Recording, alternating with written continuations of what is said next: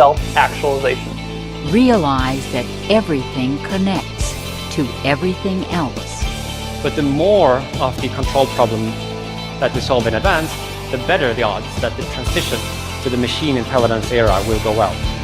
Have you ever asked what is the root of money? And I think that loving learning is something that students do struggle with because of the way the education system kind of works now. We do not have limited resources. We have limited ideas of how to allocate and use the resources that we have. Signaling devices abound, helping people reliably convey otherwise hidden information. The best argument against democracy is a 5-minute conversation with the average voter. The ABCs of Psychology, a Ferret Institute production. Let us start now. Hi Dee, how are you today? Good, Matt. How are you doing? All right, thanks for joining me. No. So I think this is our first time doing this podcast thingy, so I think what I'll let you do is give you a quick introduction about yourself, and then we'll kind of jump in, okay? Okay, that sounds good. Should I just jump into it? Yeah, go ahead. I suppose. Okay. My name is Dee McCormick. I'm Matt's younger sibling. Currently, I'm a PhD student in the Rhetoric and Composition program at Purdue University, which is housed in the English department. So that is kind of my disciplinary home. I study rhetoric because I'm interested in language, I'm interested in communication, I'm interested in writing as a way of making things happen in the world. I tend to take a kind of philosophical approach to thinking about these sorts of questions. And I've been doing it for a little bit. I'm in my second year in the PhD right now, and I studied this in a master's program for a couple of years. I still have a ways to go in terms of my own studies, but I'm learning a lot and making some conclusions, or beginning to make some conclusions about what language is and how it works and how it relates to the world as a whole, or what communication is and how that works and how that relates to the world as a whole. So I suppose that is sort of what you're interested to talk to me about in particular, Matt. Is that right? We'll find out. Yeah, no, sounds very interesting. Obviously, okay. We're related, so I know a little bit about you, but I'd love to dig in more of some of these topics perhaps we haven't explored yet. So yeah, I like we're going to kind of focus a lot on education, but maybe a bit about, I think you might be able to go into this more than me, like the signaling mechanisms of education, and I think that kind of relates to a little bit with like your studying with language and communication and how that affects the world around us. Right. So would you be able to dive into that a little bit about in terms of, what's your opinion as you've been studying this for a couple of years, and, what exactly is communication, and, how does it work, and how does language affect that? Well, that's a really big question. I think I guess to try to put it quickly and broadly, I think of communication as something that the most productive way to think about it right now is as something that is both intentional and non-intentional, and that includes both human and non-human elements, and that language is an interesting case here because it's part of people, it's part of what is human, but a word or a piece of language itself is not a human.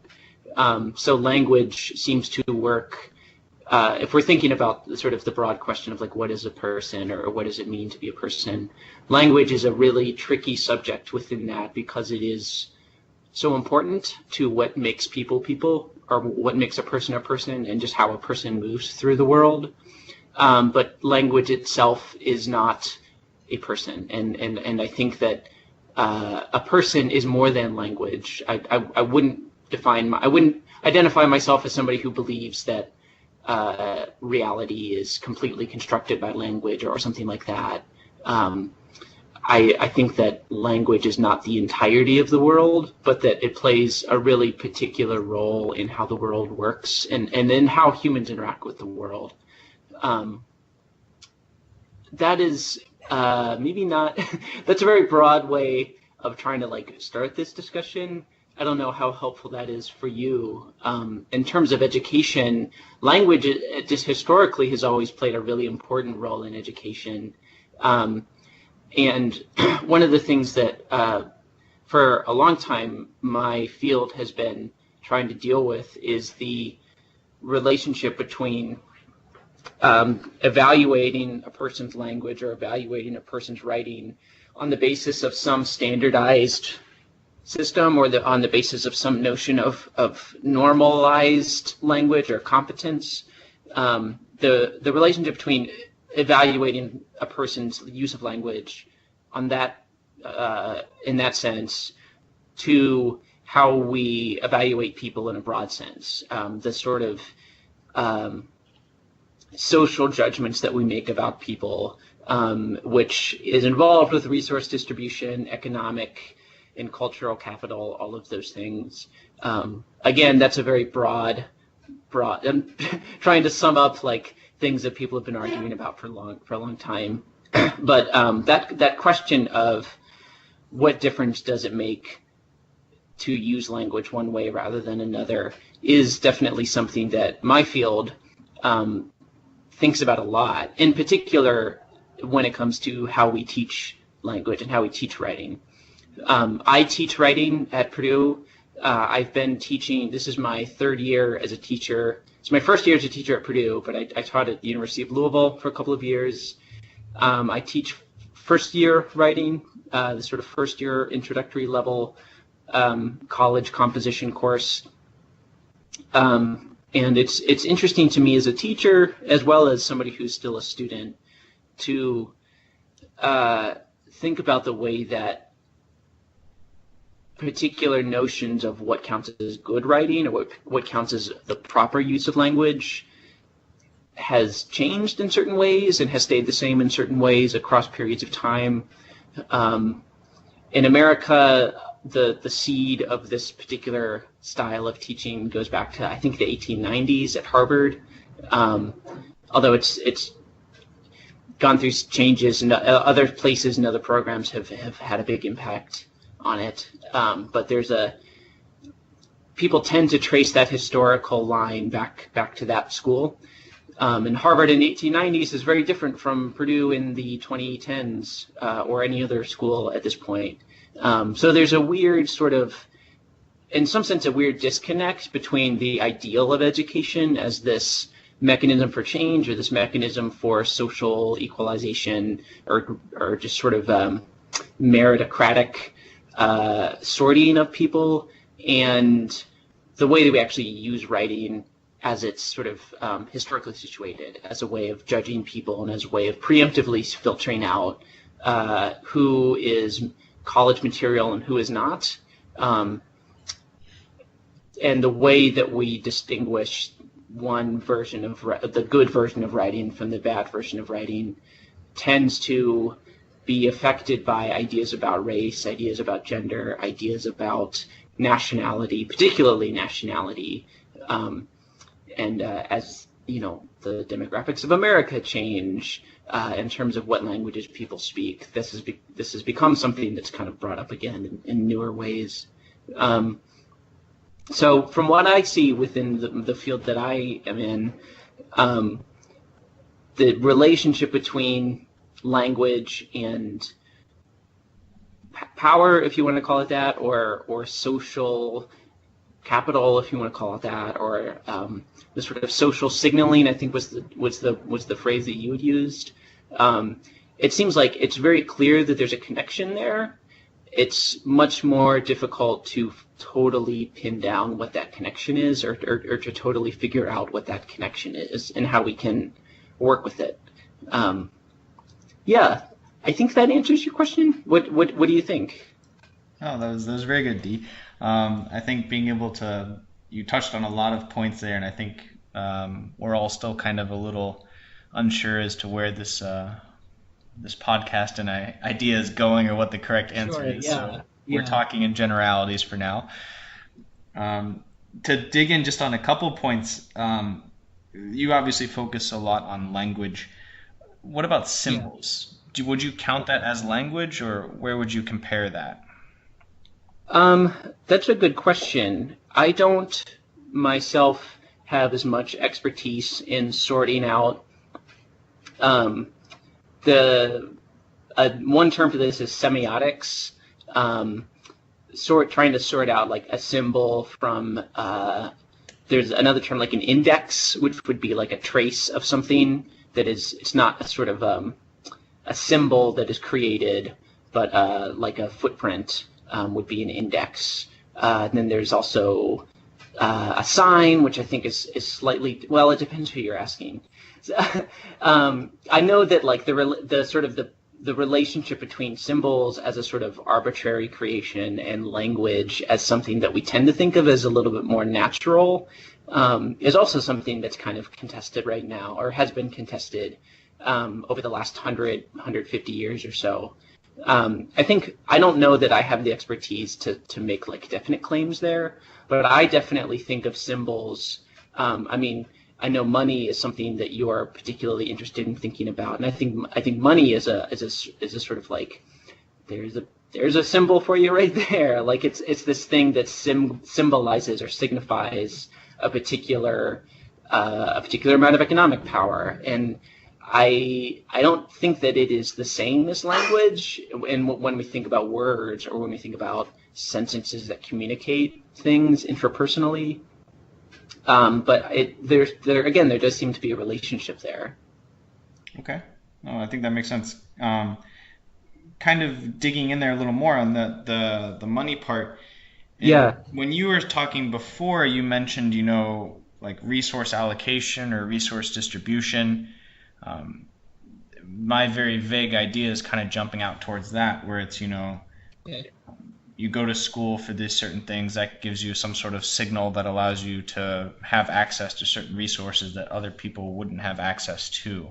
And then you get to judge where those resources go and kind of, trying to find the best allocation possible, at least in terms of what we have now, but maybe it's not the best system in the sense that perhaps you need a lot of resources to start to even get in that loop, maybe. Right. The question of if we think of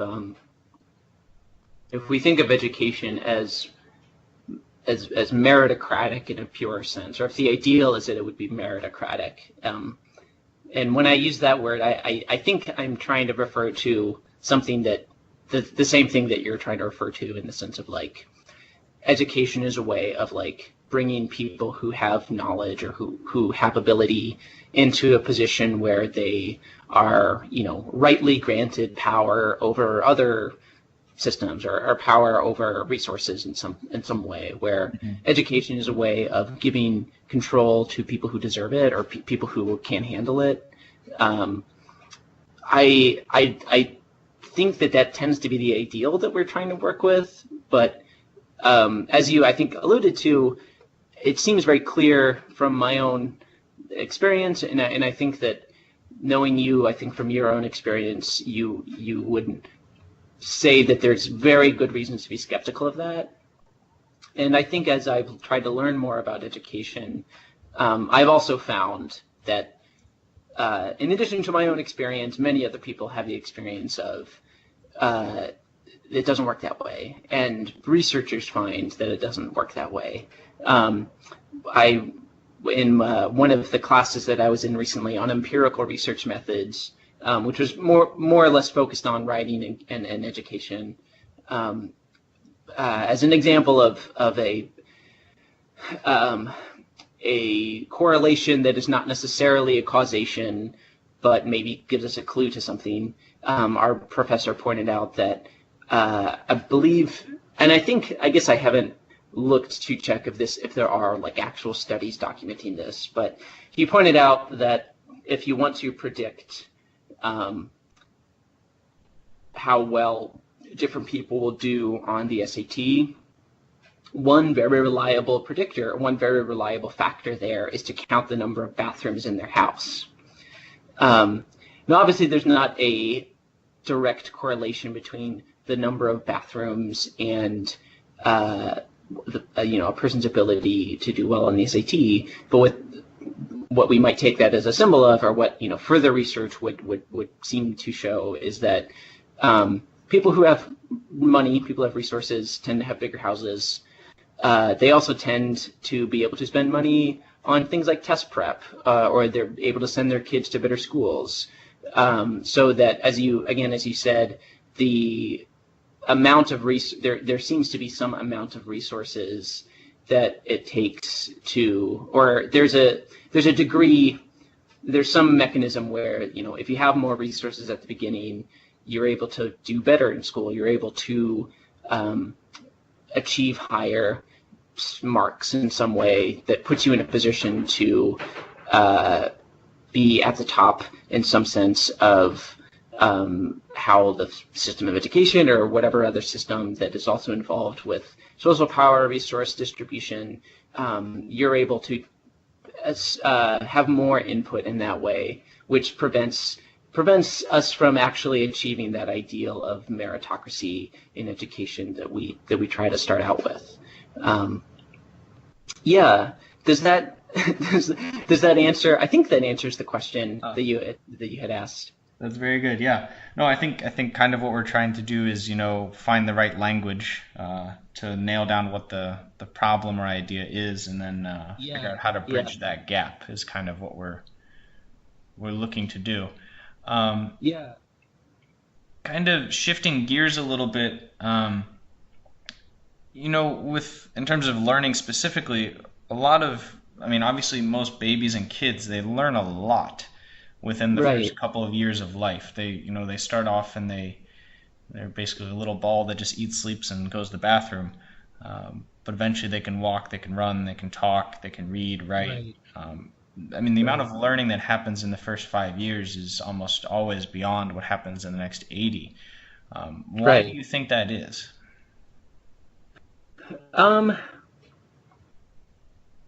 Well, the short answer there is that's how our bodies work, or that's how babies work. I think if I'm understanding you correctly, you're implying that it seems to mean something that we learn so much very quickly, and then over the next, what in sort of objective, quote unquote, terms is the majority of our life, the vast majority, 80 years or 70 years, whatever, we don't, comparatively, we don't learn that much. And the question you seem to be asking is what does that mean? I don't know if I have a good answer for that. I think, something that comes up in my brain when you ask that question is that, particularly when we're talking about systematized education, school, there's a difference between actual learning, just being able to pick up knowledge, pick up skills, adapt to situations, and what it is that we are tested for, what it is that we're measured for. The distinction between what is actually taking place and what can be recognized as taking place, what can be measured and sort of identified as yes, you have learned XYZ. I wonder if that's something that's at play here. I think you're right that babies, because they're born with, they don't have motor control. They don't come out speaking full sentences. There's a sort of comparative dependency that an infant has compared to somebody who is even 5 years old or 15 or 25 or 45.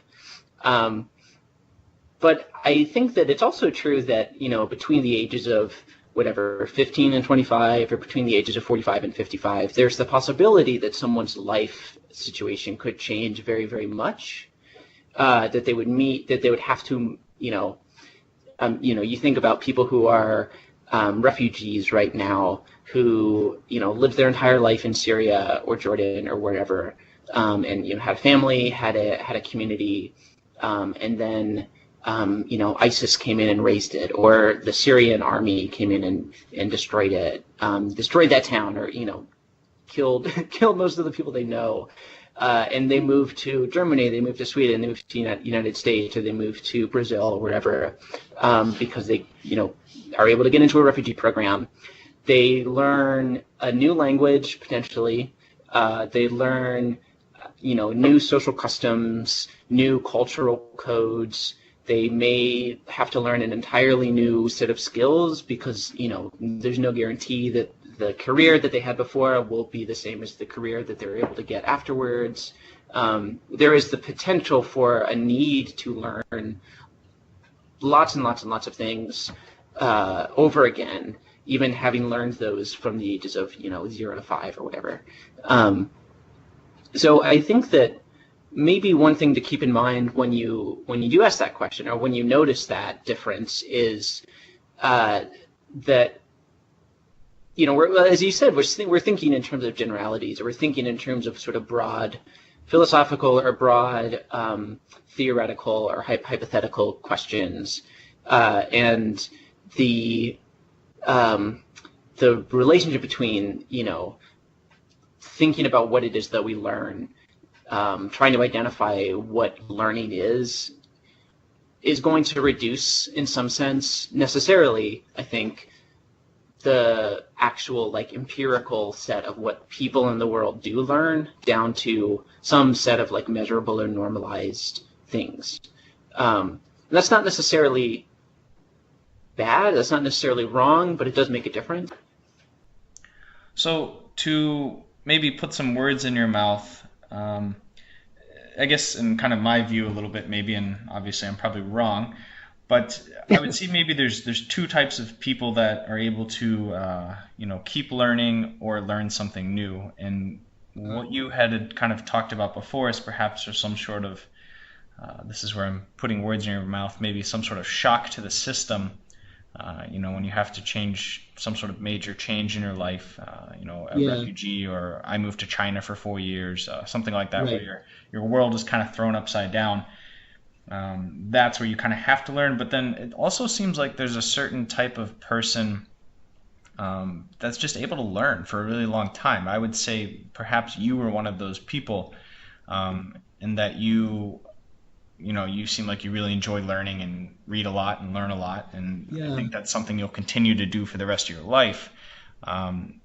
Would you kind of agree or disagree that those are maybe the two main types, or what do you think?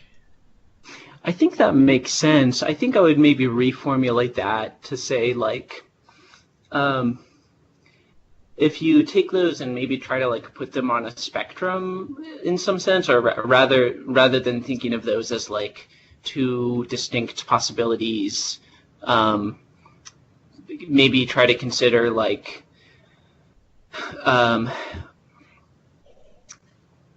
there's in general, people learn in response to some sort of distress, or some sort of there's a requirement, sort of physical requirement that they learn something so that they're able to do X, Y, Z or whatever. And in general, those situations arise at different levels. It's one thing if you move to a new country in order to eat, in order to survive, in order to sort of feel socially connected, you need to learn a new language. It's another thing if you're in Spanish class when you're 16 or whatever, and it's a matter of getting a good grade. The sort of situation there's a little bit different.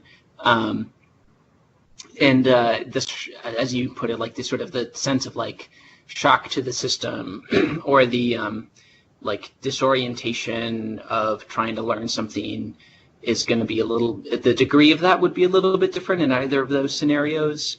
and somebody who is maybe more prone to feeling attracted to that, or somebody who feels like they're able to do that better, would maybe succeed more in one or the other of those situations. Does that make sense? What do you think about that as a sort of reformulation of your reformulation?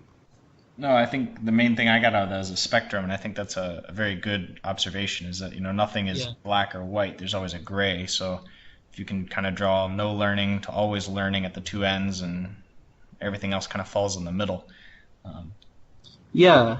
Well, and I think that what you pointed out that made a lot of sense to me was that there's some element of like shock, or I don't know, a word that I think about sometimes is trauma, some element of like something that unsettles a person, that requires them, or that instigates learning in some sense. And I do think that has a role in that spectrum, or just in the process that we're trying to think about.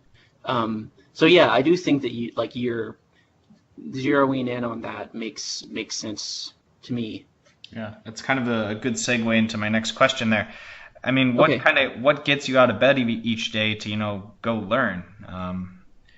In terms of, there's a challenge of you could stay at home and sleep all day. That's a good question. I mean, I think, I know for myself, like, I get satisfaction from learning things. Like, there's a sort of, I don't know if you want to call it like libidinal, or what, like there's any number of psychoanalytic terms or psychological terms you could maybe use to say, like, there's something that I like about learning, that I think I can just sort of say I picked up at some point. And I don't know that that's common for everybody, or maybe that's not, maybe that isn't something that everybody feels. And I think, being where I am now in this graduate program, which is, it's fairly high pressure. It's not maybe, I don't know, being a Wall Street broker or some shit, but, like I tend to be very busy. I tend to have a lot that I'm trying to get done. I'm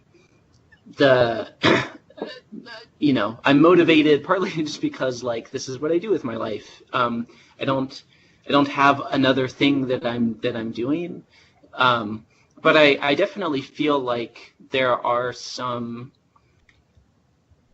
driving questions that I have about the world and about myself, and I don't know that I can completely articulate those. I think that the things that I discussed before about, how does language work, or what exactly is the relationship between language and a person, is one of those driving questions. Like, that's something that I just really have a strong curiosity about, and it feels like that is something that, even if I wasn't in a graduate program, I would want to know more about, or I would want to try to learn more about. I think, just as somebody who was raised in a religious household, raised in this Catholic culture and this Catholic set of rituals and ideas, I feel like I have a sort of an ethical problem of being in the world and needing to understand how to be better. That feels like some sort of obligation, or feels like some sort of duty that it's not necessarily something I chose, but something that I just feel like I need to understand more about, in terms of what it means to be a good person, what it means to be a person.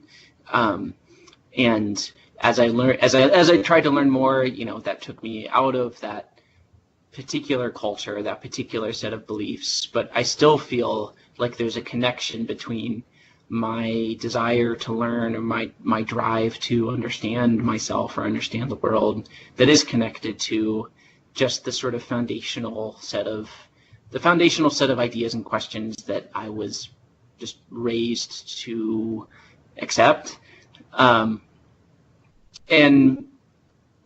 I would say that like those questions are not the same for everybody. They're not the same for every person or every culture. But I do think that most people share that in some sense, maybe not to the degree that I do. I think people tend to want to understand things. They tend to want to understand the world. They want to do good things. They want to find meaning in their lives. They want to find meaning in the things that they do, in the relationships that they have with other people. And what we think of as learning is not necessarily a good route for everybody for that, or it doesn't appear to be all that useful for everybody in terms of answering those questions. But I think that people want to find something to help them work with those questions, whether it's a religion or a set of political beliefs or a set of like aesthetic tastes, a set of cultural texts that they immerse themselves in or whatever, or like sex or drugs or any number of just other things that they structure their time by, some of which require more knowledge than others, or some of which require more effort than others. I don't know, like this all feels, I feel like I can situate my desire to learn within a larger set of just practices of being a person that many people participate in, above and beyond just the way that I structure my time. Sure. Are you familiar with the term flow? Sense? I'm sorry, can you say that again? Yep. Are you familiar with the term flow? I know you've talked about it. Can you explain it again? So I'm gonna butcher, I can't even remember exactly how to pronounce the name of the author or the psychologist who discovered it or coined it. Basically, it's you just get lost in an activity because you enjoy it so much. And probably the easiest example would be like extreme sports. And that certain people just get addicted to skydiving, or you get addicted to baseball, or you get addicted to reading books, or drugs or sex or something like that. There's does that kind of seem similar as to what you were trying to talk about there, as we try to match our language here?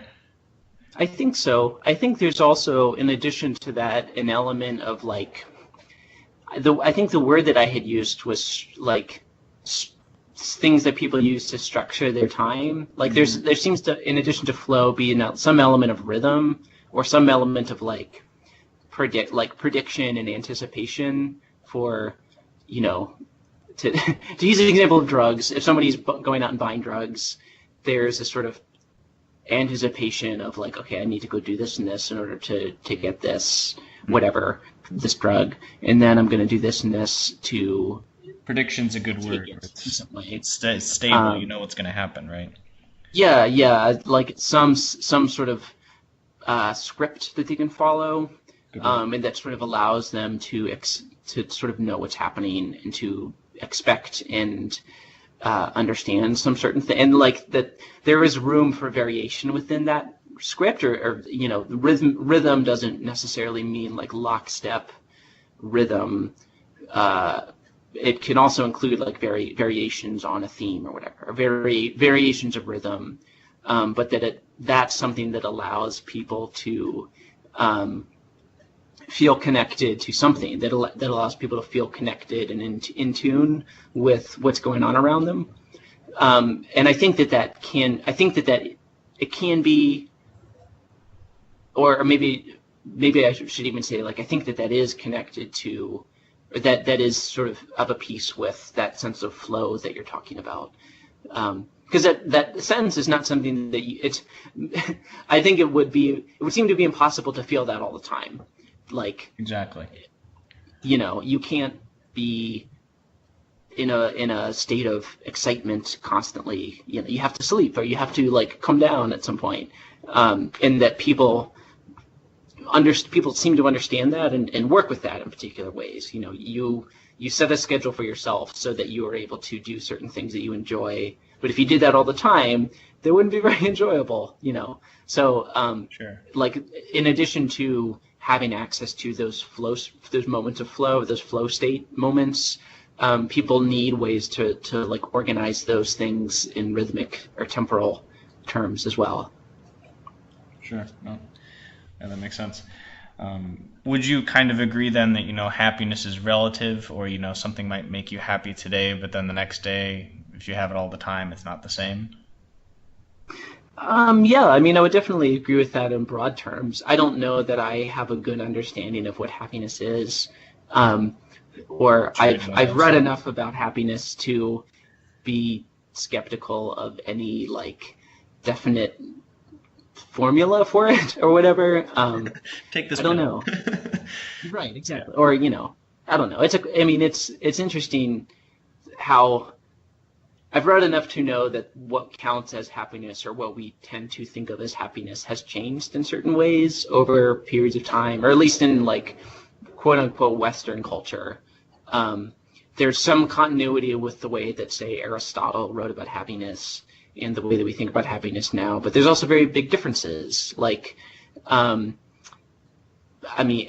think if I'm remembering my Aristotle correctly, he talks about happiness as something that happens. It can only really happen like after a long and successful life.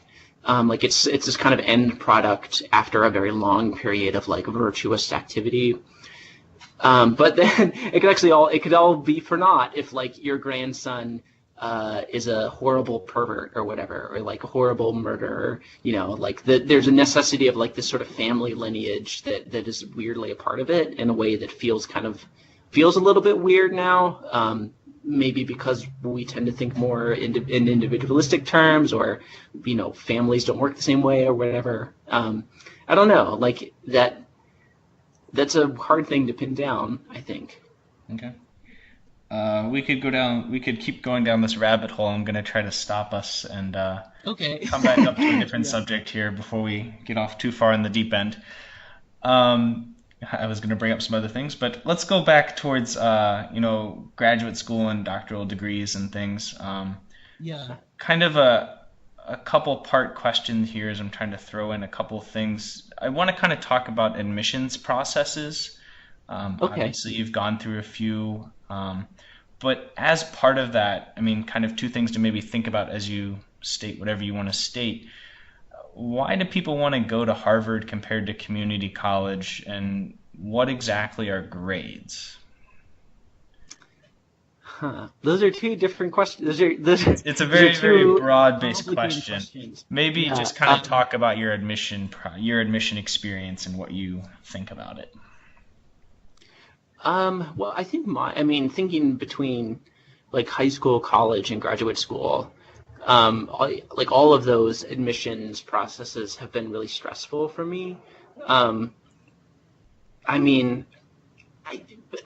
Maybe part of this is because I identify so strongly with academic work, and that's kind of the thing that I do with my time, and I felt like that's pretty early. I felt like this was something that I was going to be doing for a long time.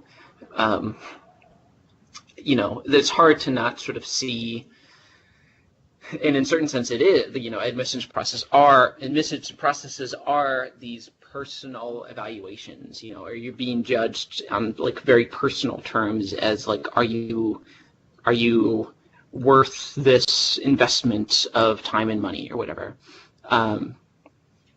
In terms of, if I can address that first question of like, why do certain people choose to go to Harvard as opposed to community college or whatever?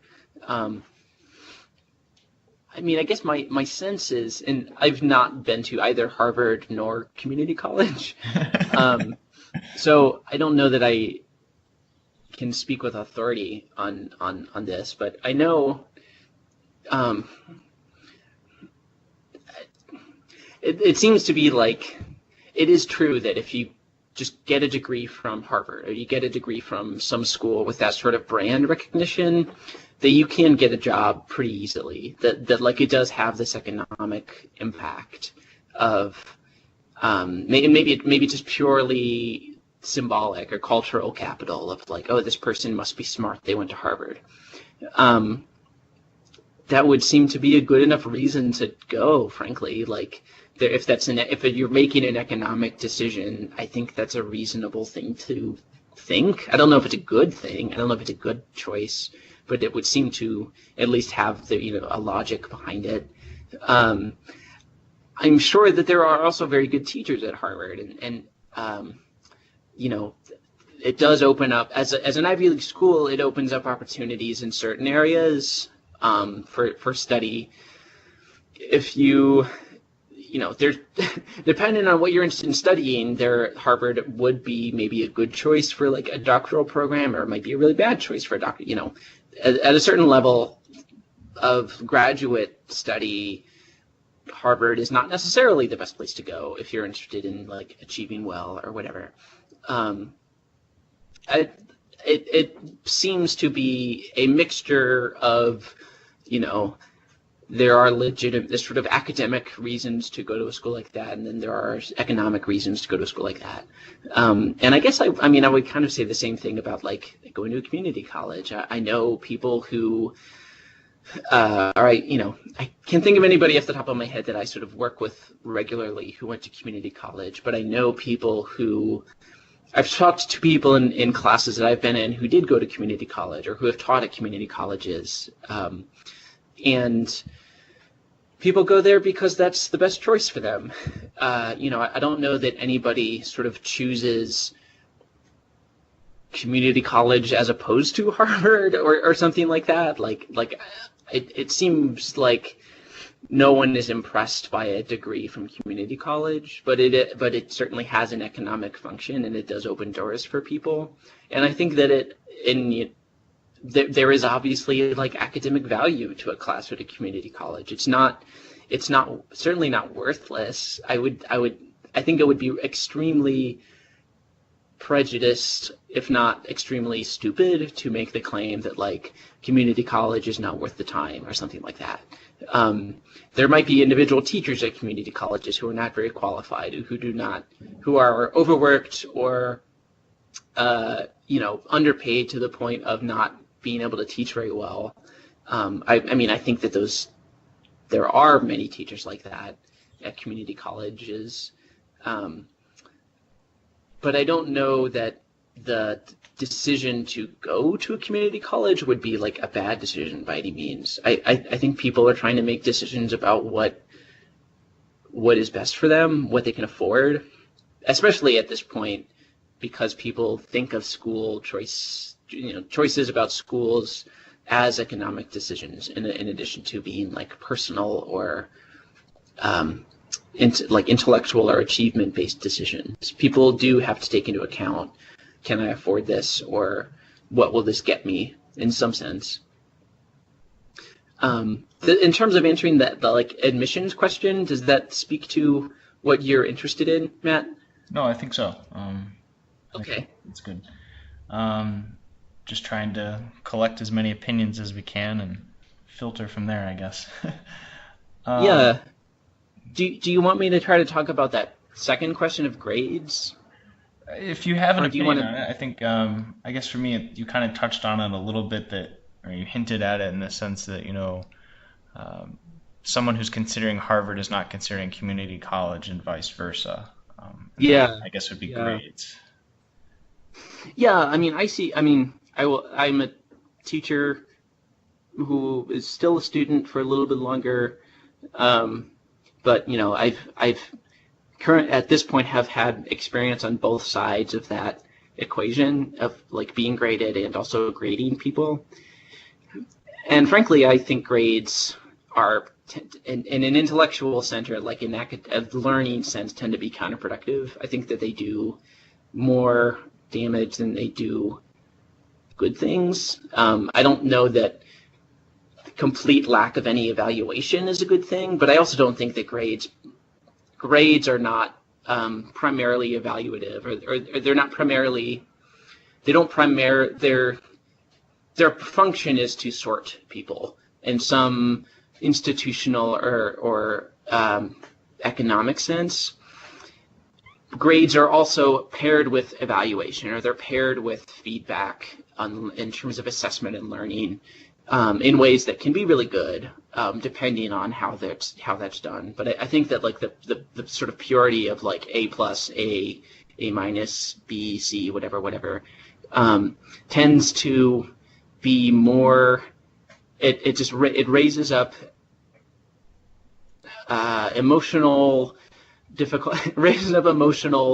turmoil and economic stratification in a way that makes the actual functioning of grades not very good.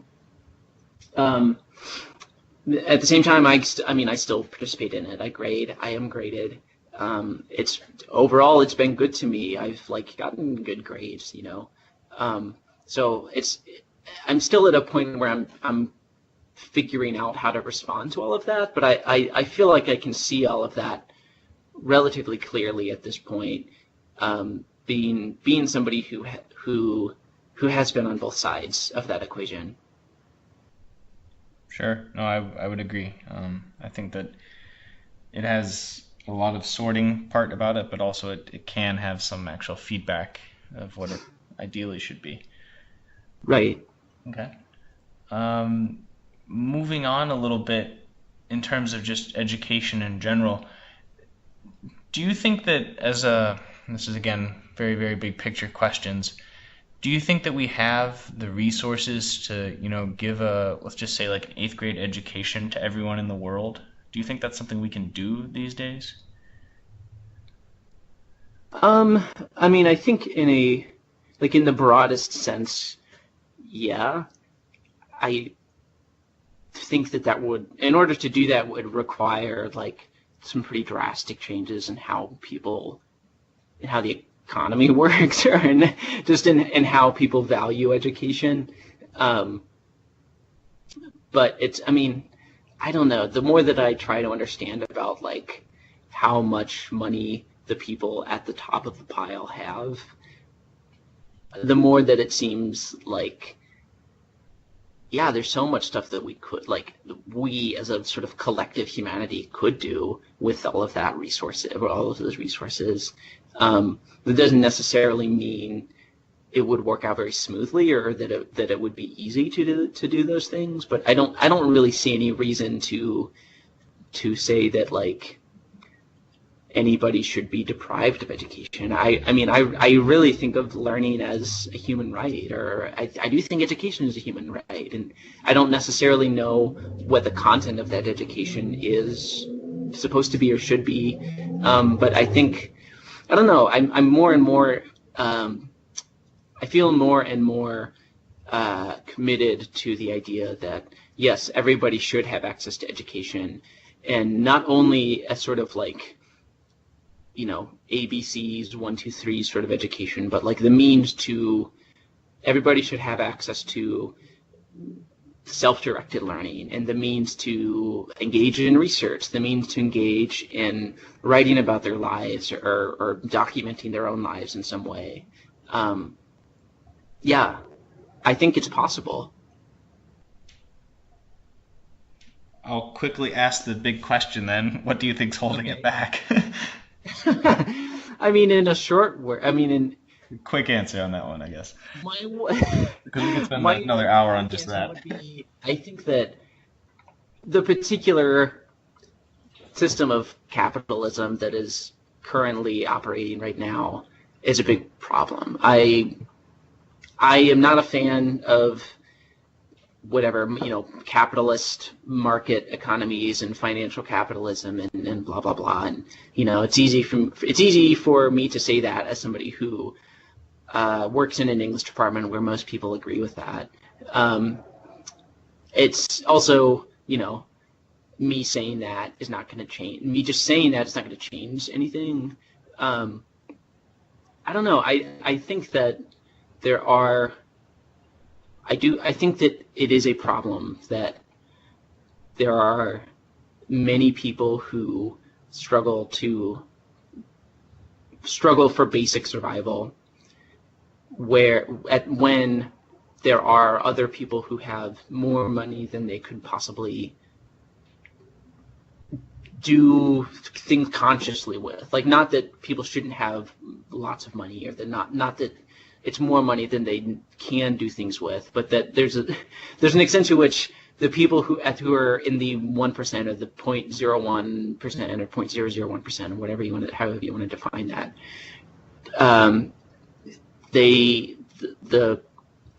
the quality of their lives is exponentially greater than the people who are at the bottom, and in a way where it just doesn't make any sense. It doesn't. It's not healthy for anybody to be in that situation. And I'm making value judgments at this point. I'm making political judgments at this point. But I do think that there is an economic problem that prevents us from committing the financial resources or committing the just material resources to creating infrastructures of education, or creating infrastructures of education that work in a way that more adequately distribute the means to learn.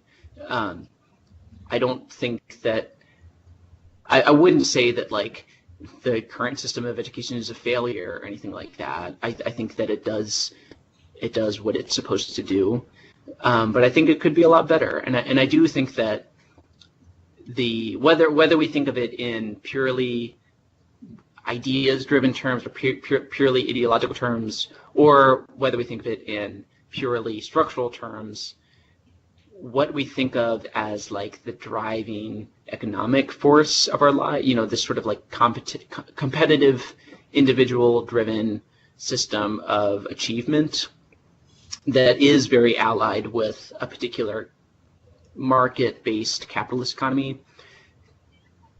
Whether we think of that in ideological terms or material terms or whatever, I think that is a problem. And I think we can identify pretty clearly that is like the big problem. I don't have any clear solution for how to fix that.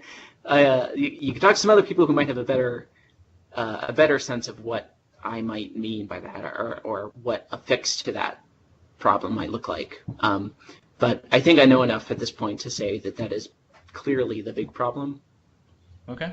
I don't know. Do you have a response to that, or do you have any thoughts there? No, I think that's kind of the purpose of this whole podcast, is we're trying to figure out. I'll talk a little bit about myself here, I guess. For the last, 3 or 4, at least 3 or 4 years, probably more.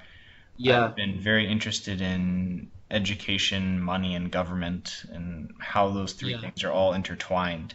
And I thought it was education for a really long time, and I went down that rabbit hole for a while. And I'm a big fan of self-directed learning now. I contact with some people that are in that kind of sphere. The issue with self-directed learning is there's no social signal, as we kind of hinted out at the beginning. And that you didn't go to Harvard, you worked for yourself, and maybe you invented something, maybe you didn't. That social signal is very difficult to come by when you're self-directed.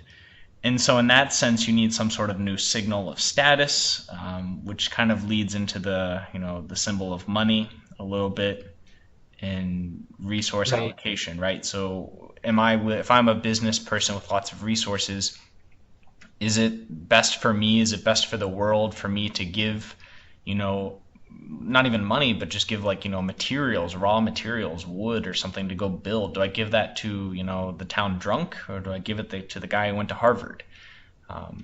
Being able to allocate those resources. And that, I think, this is kind of the goal of this podcast, is to come up with maybe someday a working possible solution of a system, whether it's an app or an algorithm or a blockchain, to build that. And I think a lot of people are interested in Bitcoin in that sense. I have other opinions on that will come up in a couple other podcasts, but I think that there's not the correct answer yet. I'm just trying to look around for it. And I think part of it is going to be government, in the sense that government has the power to make things happen or make things not happen much quicker than individuals can. And that I don't want people to think that individuals can't control government. I think you can. No matter which type of country you're in, the people have a lot of power. But that involves, thinking for yourself, being able to organize, being able to build things, having access to some resources to then, not attack, but question other things that are already built. Right. You have to be able, there's a lot of a winner-take-all mentality these days if you look at like Google or the iPhone, things like that, where it's very difficult for someone to come in unless they're completely changing the industry. Right. And so I think that, getting very broad, yes, I think that money is part of the education issue, but I don't think money in its current system is going to work necessarily, but you still need... after having lived in China, I'm not, and you probably disagree with me, I'm not necessarily sure that communism works. I think there's got to be some sort of mix.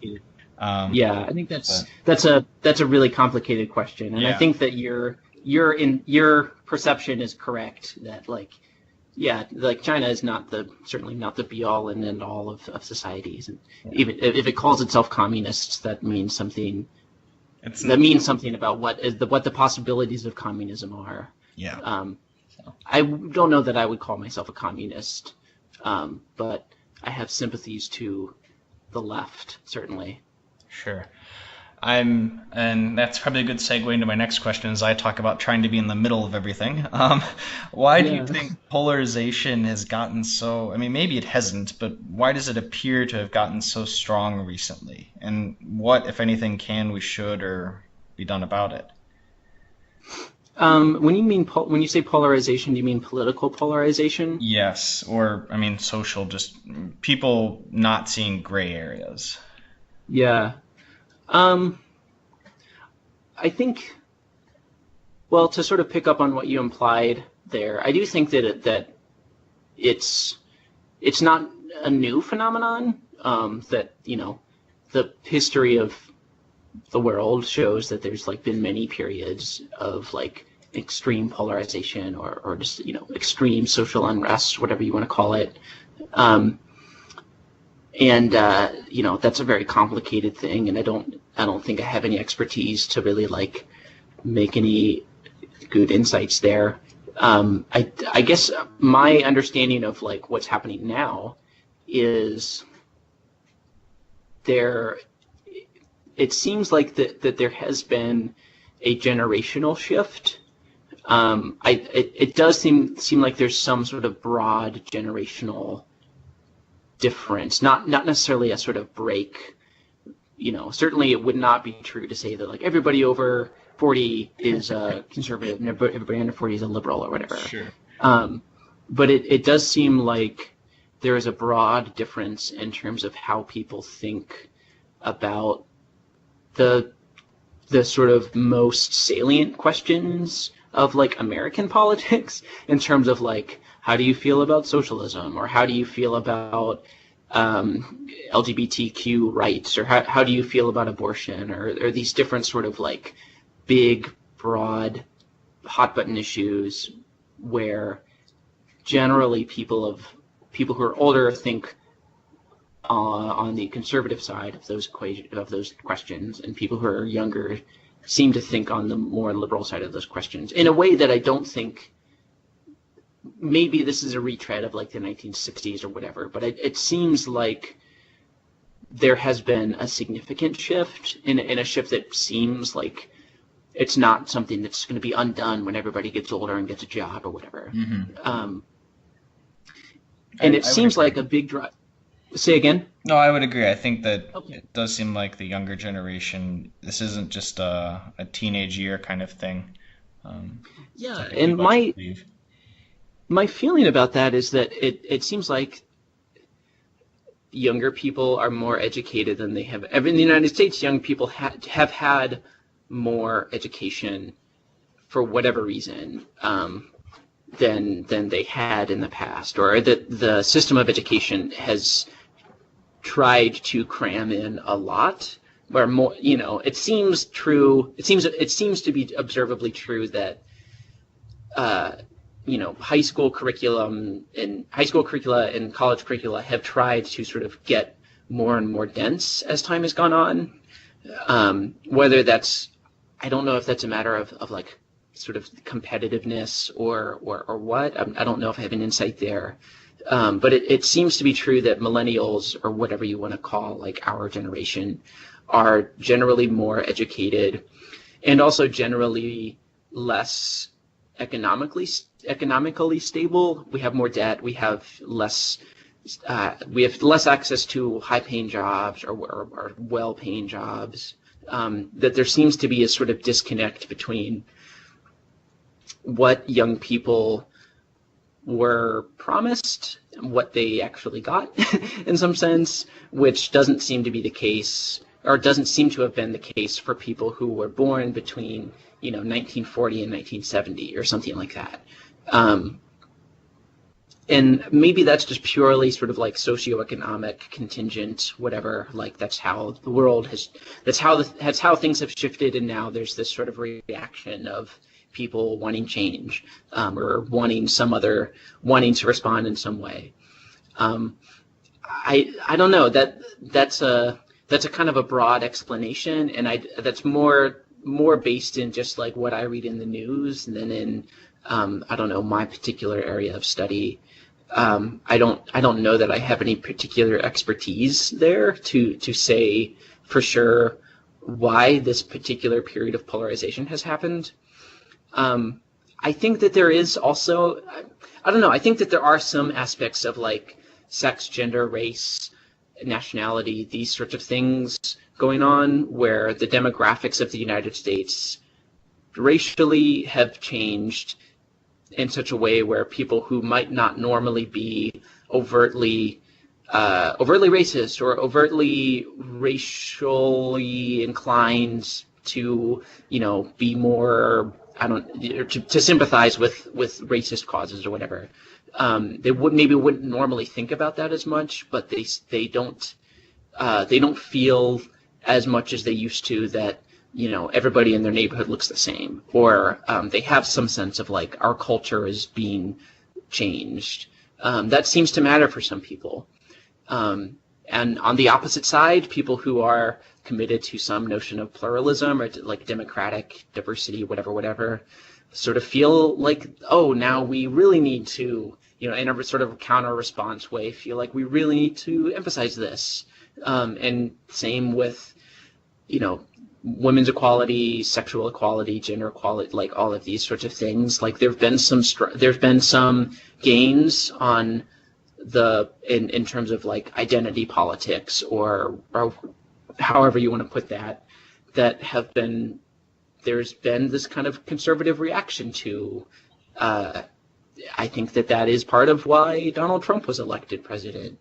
And now there's a sort of counter response on the side of liberal left, whatever, where we think of ourselves as like a resistance now. And I don't really know what that means. I'm not totally sure how I feel about that. But it does seem like through the specific sort of play-by-play machinations of American socio-political life, we've reached this point where things are really polarized. I don't know if that's good or bad or what exactly that means, but that's kind of my understanding of it at this point. Okay. We'll kind of wrap it up here. I've got a couple quick questions, I guess. Okay. You don't need to go into huge explanations on them unless you feel it's validated. Okay. And this one's coming out of left field. In terms of resources, food, shelter, those kinds of things. Mm-hmm. Do you think there is some people have a view that, there's and we have an abundance, we have unlimited, we can do it all if we want to. Mm-hmm. I would say that's kind of a rare feeling, and majority of people view it as, there's a limited amount of resources and we need to compete for those resources. Where would you kind of place yourself? If I can think of it that way. That's a good question. I think that I would. I guess I would maybe find myself somewhere in the middle in terms of that particular question. I don't know that it makes sense to say that like the world is an abundance of resources or something like that. Like I do think that it does make sense to think in terms of like, well, we need to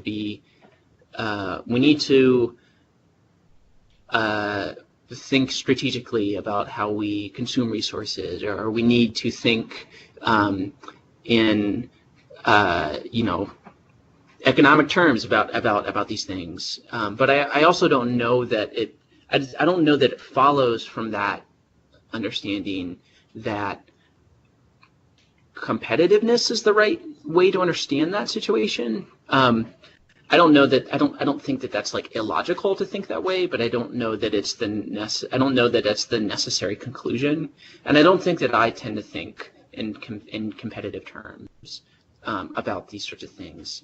I tend to have a little more, as somebody who's more identified with the left, I tend to think more in terms of cooperation and looking for cooperative situations. I don't know. I think that's a hard question for me to answer in definite terms right now. Sure. No, I think just for myself, I think that it's not that we have a limited number of resources. It's that we have a limited number of ideas of how to use those resources, if that makes sense. Okay. I think so. That if we, cooperate together, maybe a little bit of you have to have some sort of competition in the sense that, you can't, certain people are going to do slightly better than others with the resources they're given. And maybe that's competition, maybe it's not.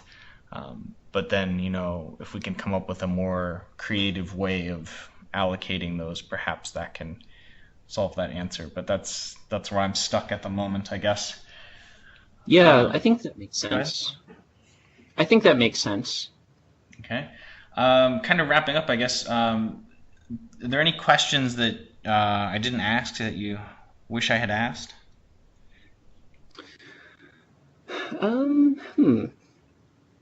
I don't know that I can think of any specific questions that I wish you had asked. I guess one thing that I've been thinking about a little bit as I looked at the list of questions that you had sort of sent, like here's stuff I've been thinking about, or just as we've talked about this stuff in the past or right now. I think it would be interesting for you, and I guess I think that you would maybe find it challenging, but also hopefully productive to try to think about